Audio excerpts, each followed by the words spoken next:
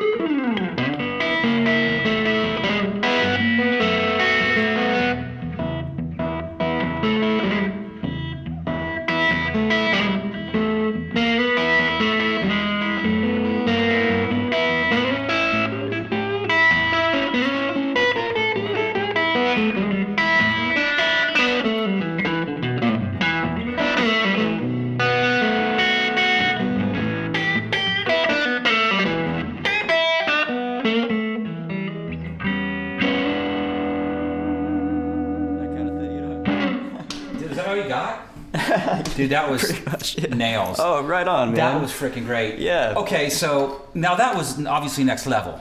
So let's let's back up, because a lot of people probably watching my videos aren't next level. You know, they wouldn't be watching me play, right? I'm still working at it. Let's talk about that. Give me an example of something you would show somebody to just get that style, like that walkie bass, because that's a difficult thing, man. Yeah, I struggle with that myself. So what's a basic exercise? You got something you can show us? It's a lifelong journey, and I'm still working at it. But it's it all goes back to. Actually, my dad played just a little bit of guitar. Yeah. And thinking back, I realized not too long ago he was the first person to show me, the Jimmy Reed shuffle. Yeah. And show us that. Show us the Jimmy Reed shuffle, man. So, you're down here in the first position. Okay. And you're playing the lowest two notes. Are you just using your thumb on that? A lot of times, yeah. And when I am playing solo acoustic, I'll use a thumb pick for a little more emphasis there. But for right now, you're just playing it. Yep, my thumb, really. And there's a thing that blues musicians talk about on a shuffle is the lump. Okay. It's almost kind of accentuating where the snare is at. The 2 and 4. Never heard of it. It takes some time to get it together, but.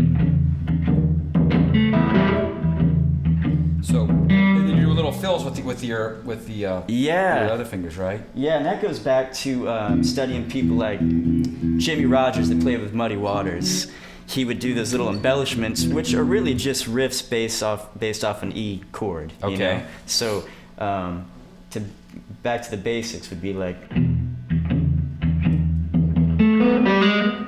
which is like that major third that.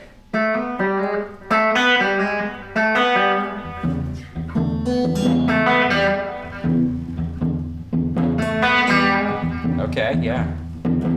So that's a great exercise. If you just get that together, you're more than halfway there, I think. Yeah. That's so much of that feel.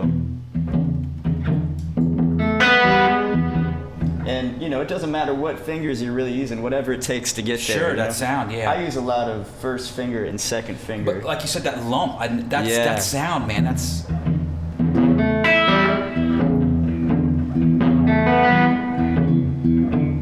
I'm just trying to get the feel right now. Yeah, you can almost just start with a low E for a while. Am I close? And you can, oh yeah. And you're just kind of thinking where a snare drum, 2 and 4. So already, if you kind of have that going on, you're ahead of the pack a little bit. Just that's. And then you were doing those little thirds in there, right? Those little. Yeah, okay. They're like fills. Or call and response, Yeah. You could just do that for 3 hours. Yeah, man. And I'm going to later, trust me. And then you'll go to just like obviously the 4 chord. And then once you get to the 4 chord, which is, you just jump 2 strings down, now you're. Okay, just keep that thing. Okay, yeah. Listen to plenty of Jimmy Reed. Yeah. Tunes like Bright Lights, Big City, or You Got Me Running. That's home base. And now you could do fills once you get to the 4 that are a little different. You could do a hammer on to the A from the open G, like this sound. Oh yeah. Which kind of got a raw, dude, dirty blues sound. Yeah. You'll hear Jimmy Vaughn do that. Back to the another variation on the A, a little fill you could do is. Yeah. So you're grabbing the high E? Yep. And what are you hitting after that? You're going down to the 7. Oh. Yeah. Are you hammering that 7 on? Oh no. Oh, you could. Maybe I'm just hearing a delay. Yeah.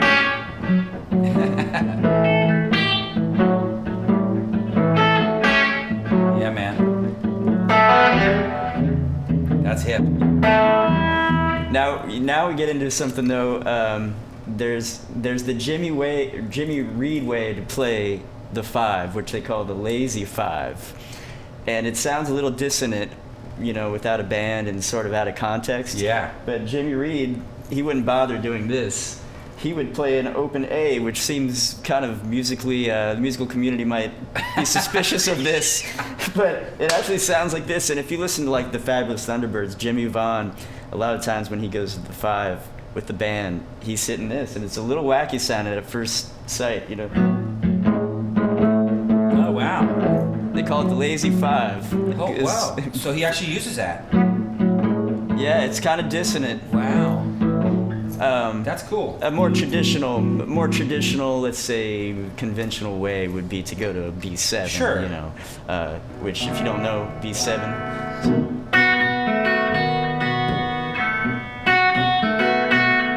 And I'm just bouncing off, you know, hitting the root and bouncing on this thirds here. Let's see, F sharp and A.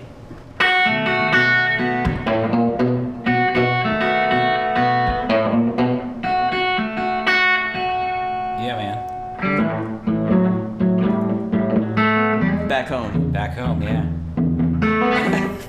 Okay, so now let's talk about the all important turnaround, and you know, we were talking about this earlier. Yeah. This is where, you know, I know my handful of turnarounds, which most guys and gals do, but I think a lot of people get lost in playing over the turnaround. Sure. It's where the train sort of falls off the track for a lot of people, including myself sometimes. And of course, you know, there's just so we all know that's kind of stuff. But that's a beautiful place to start, really. And once again, I think of Jimmy Reed. Okay. And he had his sideman Eddie Taylor. But yeah, the most basic that everybody's heard, which is just thirds chromatically down, resolving back into your E chord. Right. And then, but there are probably countless variations, but I'd say maybe 3 to 5 that would be good to have up your sleeve. Do tell. All right, man. Let's see, man. Yeah, so the first one that comes to mind, when you listen to Muddy Waters Band, you know, Jimmy Rogers, and there's 2 ways to do this. I'll show you the first one. It's sort of very close to what this was, but they're playing these thirds that start on I've got my 2nd finger on 5th fret, 5th string, and 1st finger, 4th fret, G string. Okay. And you're just climbing down chromatically back to the E. Oh. So it's almost like an E shape. Yeah. But just climbing down, so. And another cool thing to do on the turnaround is to reverse that and do this. And you'll notice too, I've got kind of the high E is like a droney anchor. And you could even embellish those with. But that's a little trickier. Oh, okay. Show me that real quick. Yeah. So I got this part. I use that a lot. Yeah, it hits you in the solar plexus. Yeah. And by the way, that's a good little riff. Like if you're playing like over a I know you're the one answering questions here, but like if you're playing like a blues, like that's a cool riff you hear a lot too, right? Just as kind of an embellishment over the 1 chord, right? Yeah. I think Buddy Holly even used it on "That'll Be the Day." I think. Yeah. But so I feel like there's a slogan in there somewhere. The turnaround, not just for a turnaround, like it's over the 1 chord. Yeah. I was trying to think of something clever to say there. Yeah. I just blew it, but not just for breakfast anymore. I don't know. Right. Anyway, sorry about that. Oh, it's all good. Yeah. That Okay, so back to reality here. So you're playing at the first position you showed me, right there at the 5th fret? Yeah. And then once you get down a half a step. Are you grabbing that G sharp? Yes, yeah. Yeah. Oh, dude, that's beautiful. Oh, so you're just falling. But you're just doing it. Right essentially, there. Yeah. Okay. But with some.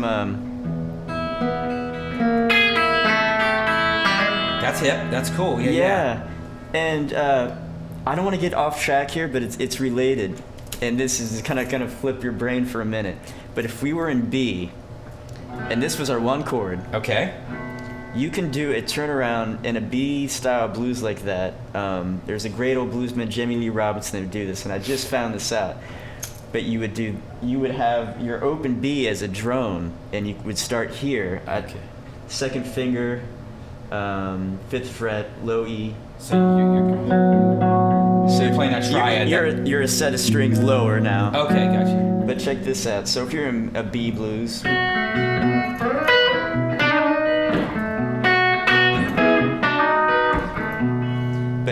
turnaround would be F sharp, down to E, and then the turnaround here would be. Oh wow. Okay. That was hip. Yeah. Yeah, it's Can a you do it really, one more time? Yeah. Okay, so you're starting with your first finger on.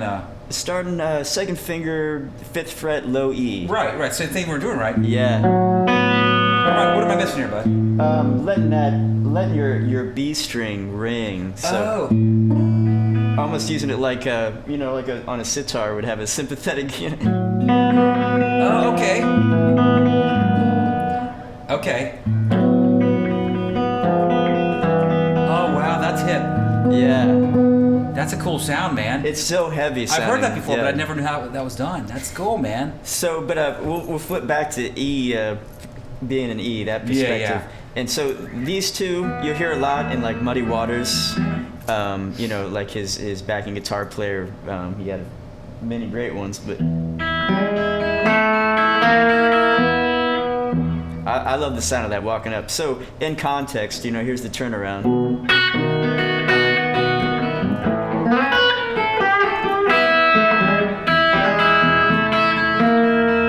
And you can also do those higher things climbing. So Yeah.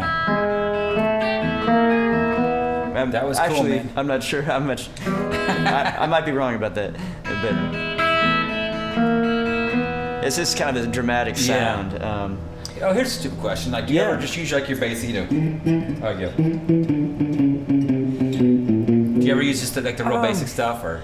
Not so much. Maybe no, like actually in open tunings, I've found I've done that a few times. But I mean, that's like one I'll teach some of my students. Like, just that's a default one. I mean, it's no kind of basic, or like,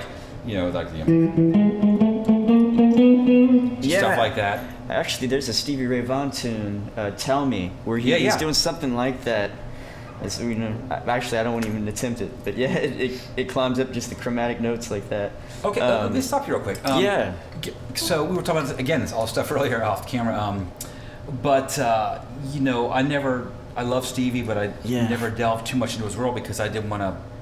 I knew I couldn't play. I wouldn't have that feel, so I didn't. And it was such a mystery. It's like, of course we've all learned, some of his tunes, like some licks, but give me some cool. Give me your favorite Stevie turnaround, or a classic one that we might hear. Man, that's a great question. Or am I putting you on the spot here? Yeah, you put me on the spot for sure. I mean, I think of Pride and Joy, that feel. Yeah. Which is it's pretty akin to where we're at right now. Yeah.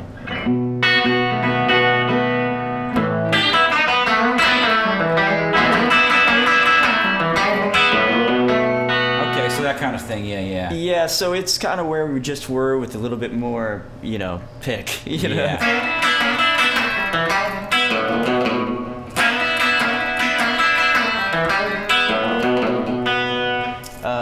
Yeah, he's a little less country blues, more amped up city blues. Yeah, the turnaround's always it's a tricky thing, man, because you got to nail it, and it's hearing it and listening to enough of that stuff to get it in your bones and DNA. And another super common one to know would be going up an octave up to the, if you're in E, up to the 12th fret, and this is coming more from the country blues, but was in city blues too. Which even goes back to like Robert Johnson and that era. Yeah, that's total Robert Johnson.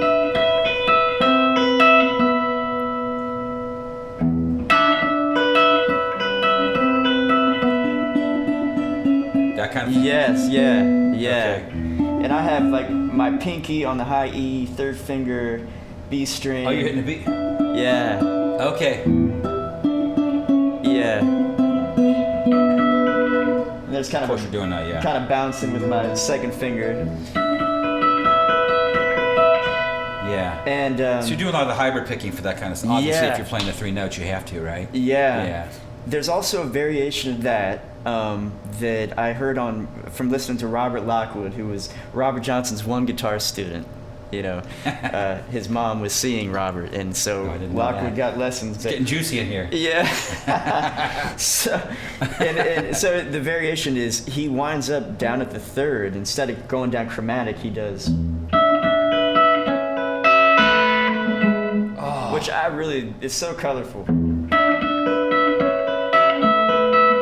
Okay, hold on. Stop right there. Hold on. So you're starting off the basic. Yeah, from the D. Yeah. And to the A. Yep. Okay. And then to A flat. Okay, so. Yeah. Oh wow. And that'll work over, whatever the band's playing, really. That's beautiful, man. Yeah. I never even thought. That's crazy. There's so many. That's what's fascinating about the blues stuff, man. Is like, there's so. You think it's like, how much variation can there be in it? It's endless. Right. It's like a new exploration every day you get into this stuff, man. There's crazy. a misconception about that, and I've had this conversation a lot recently, just about any kind of circumstance. If you have a set of kind of limited, the perimeters are here,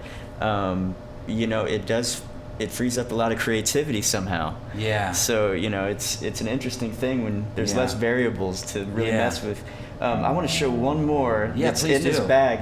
And actually, this is from a modern guitar player, Robin Ford, who is like the professor. Yeah, he is a professor. For the world around, but I love his educational stuff. But he does this like counter melody thing. So this version of a seventh chord, I always call it the hideaway chord. Yeah. If you listen to Freddie King. Yeah. Yep. So. But check this out. So it is related to the one I just did. It's chromatic, and it goes down, but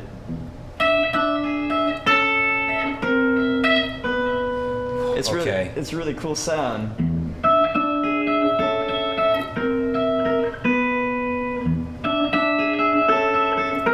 It's almost like classical music. Let's just show us that. So I got the shape right. So that's the hideaway chord, right? Yeah. And I got that from a Funkadelic song, yeah.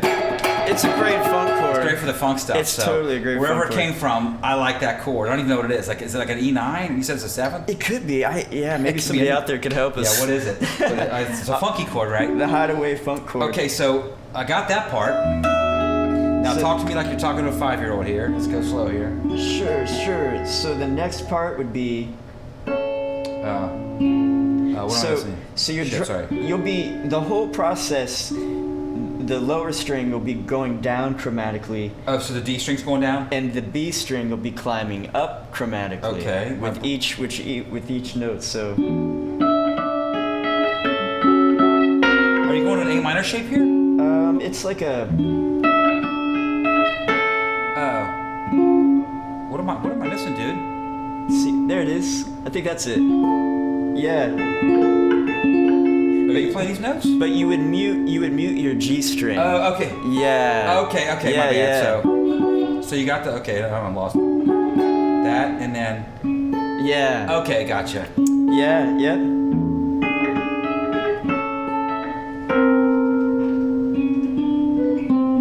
Oh, it's going back down, right? Yeah. Okay, gotcha. And then there. So. Okay. Yeah. Okay, that's it, man. Yeah. You could actually keep going like. Oh, I'm sorry.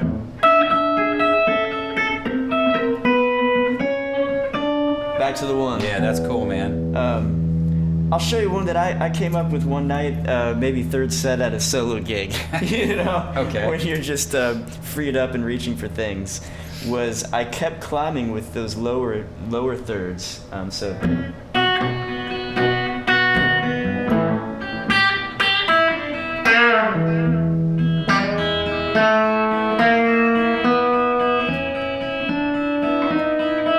Oh yeah. So that was cool. So these are a half step apart. Right.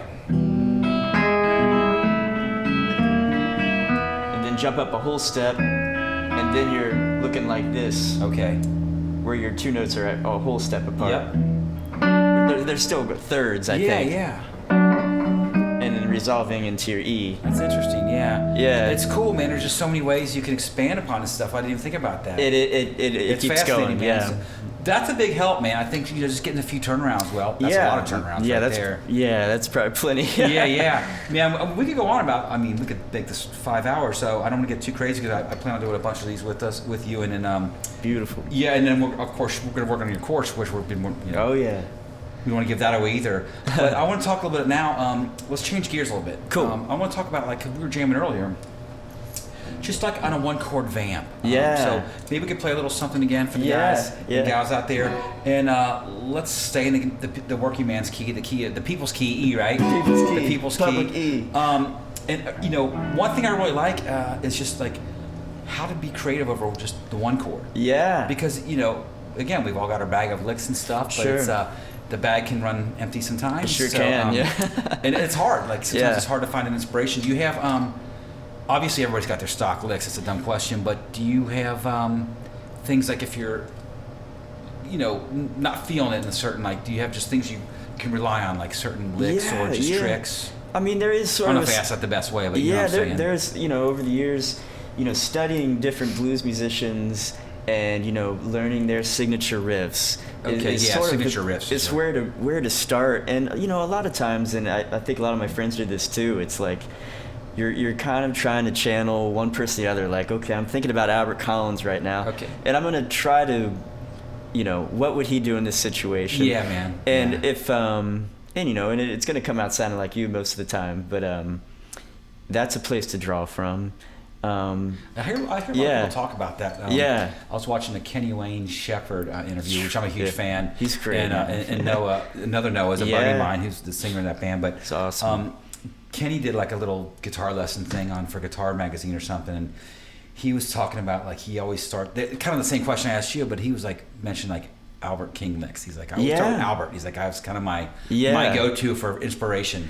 Yeah, and another thing too, if you don't really want to be thinking that much when you're playing. Of course, the goal is to get down deep where you're in your body and you're just playing and listening. A lot too is like listening to the band, what's the drummer doing, and playing off. Sure, that's 99% of it, really. Yeah.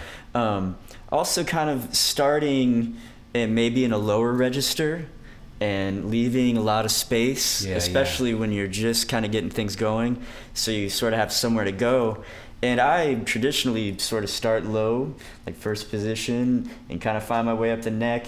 And as things kind of build, get into more sort of single note, longer held notes, and more expressive stuff up here. Yeah. So it's kind of like you got to pace yourself, man. You're trying to tell a story, and exactly. And or if you're you're I think a lot of guitar players want to get from the first chapter to the last chapter real quick. Myself included sometimes. I'm still guilty on certain nights of like wanting to come out of the gate swinging, and then it's like, oh, where do I go from here? Well, let's do. Could you maybe give me a couple Albert King licks in here? If applicable. I'm gonna play something kind of funky. That's a whole subject too. That I know. There's different ways to go approach Albert King. Yeah, that's probably an open-ended question there. Yeah. He played like this.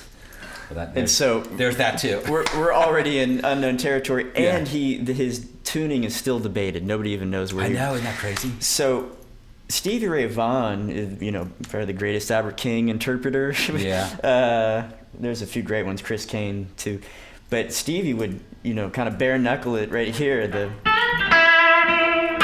If you're an E, and do all those microtonal bends, Yeah, man. Right there. But there is another way, too. If you're an E and you go up to what I call the B.B. King box, the relative minor box, right around here, you can be sort of like more like Albert in a way and just use one string and try to find all those microtonal things within there. So, which is almost sounds a little more like Albert. Stevie found his own voice. Sure. But it's also fun. There's a whole world in that little space.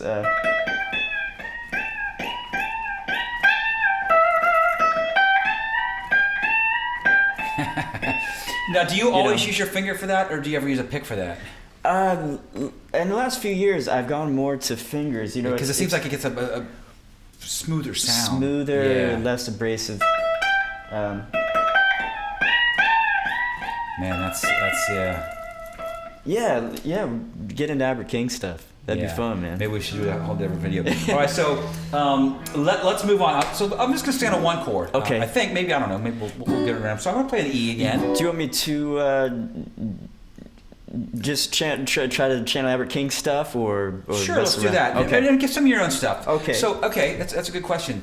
So maybe you're in a jam and you're like you're not feeling totally inspired at that night, but you say, okay, well, I'm going to channel some Albert King to get started, and then you kind of bring your own and then the get out of Noah vibe into it, because and I know we're talking a lot here, but I think it's important for people to hear. Yeah. Like I think every player, at least me, like there's some nights I feel really on and there's some nights I feel really off, and I think everybody does.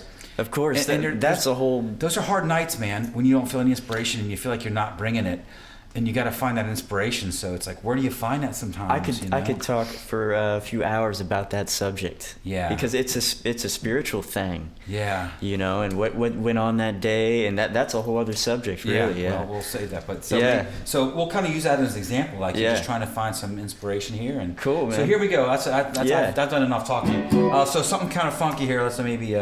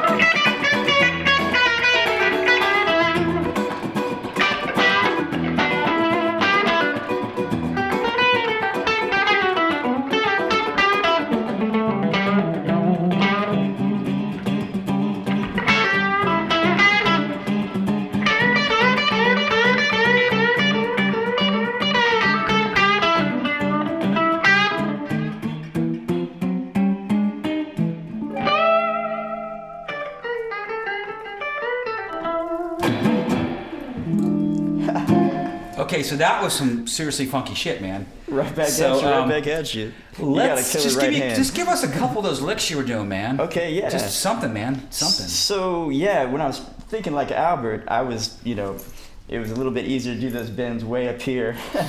So your E on the B string on the C. That's just bending around the B string like a rubber band, and that's just minor pentatonic, but you're finding those. What do you call them, microtonal things? And so like Albert King, just like Jeff Beck, really, he perfected finding all. Right behind you, sir. Yeah, I'm a huge fan. Yeah. So man, was like a Zen master, ascended master at finding all those little spots, and he would do not two bends were the same. He would do just different variations of, I guess, we could find those notes.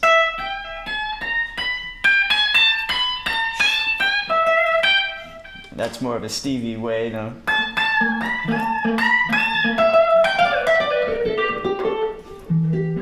Yeah, thinking of Jeff Beck, he would do that. It's not the same kind of mindset. And to me, there's nothing more expressive than that. Like how do you get more bluesy than that? I mean, really. Right. Yeah, because it's almost it's like you're crying. I mean, you're really like a voice. Something. Yeah, it's crazy, man. Yeah. Also, sometimes he would grab two notes, get that, Yeah.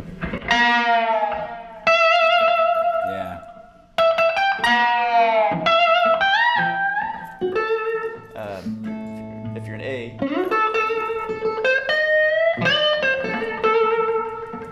And his turnaround on a 5 would be like.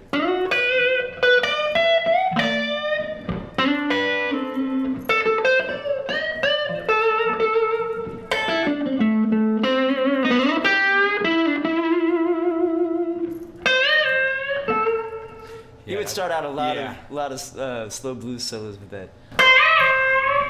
That's pretty badass. So one more thing here. I'm gonna ask one more thing here. So what's an example of an Albert King lick where maybe he wasn't doing those crazy microtonal bends? Great question. I don't know if anybody's ever asked that, man. Well, one comes to mind. What's that tune? I think it's Matchbox.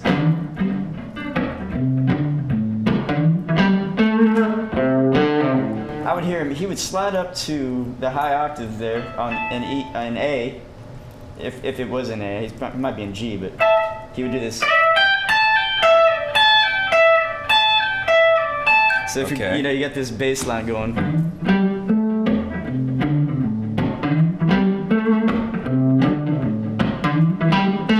It would almost be like this thing that's behind the beat or flirting with time.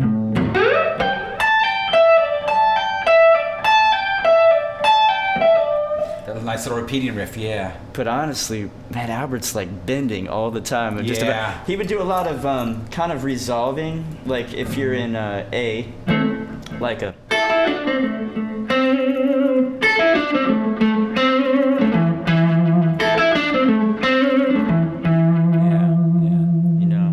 And then, when he goes to 4s, he would play the top of that 7th or 9. That's cool, man. That's awesome, man. We could go on for hours, maybe. I don't even know how long. Easy, yeah. Yeah. So I wanted to bring you onto my channel, man, here and introduce you because we're going to be working together here on some videos and stuff. I'm grateful. I'm excited. You've helped me out tremendously today, like just some of the stuff you showed me. Cool. I can't wait to go home and dig back at you, man. And so guys, check out, guys and girls, check out Noah, please, man. If there's you got any albums out you've done recently? Yeah, we've got 2. We're working on mixing a live album right now. Okay. And I'm working on an acoustic blues album, and almost too much to mention, but NoahWotherspoon.com, and come out. We're playing a lot this summer. So. Yeah, I see that. One last thing. You're going to be part of some Chicago Blues Fest, where you're part of an educational panel. Yep. During the Chicago Blues Fest this year, first week of June, I'm doing a workshop with Johnny Bergen, who's he's another professor of Chicago Blues. That's awesome, man. What an honor to do that, right? Yeah, I'm way honored to be up there with those guys. How can people get more information about that? Actually, go to Johnny Bergen's website would be a good place to go. Yeah. Okay, and I'm going to link up his Noah's information on my page, so always check that out. And be on the lookout for his instructional video coming out. I don't know what we're going to call it yet, but I'm excited. It's in the process. It's in the works. And, so we got the blues professor here. As always, thank you guys for watching.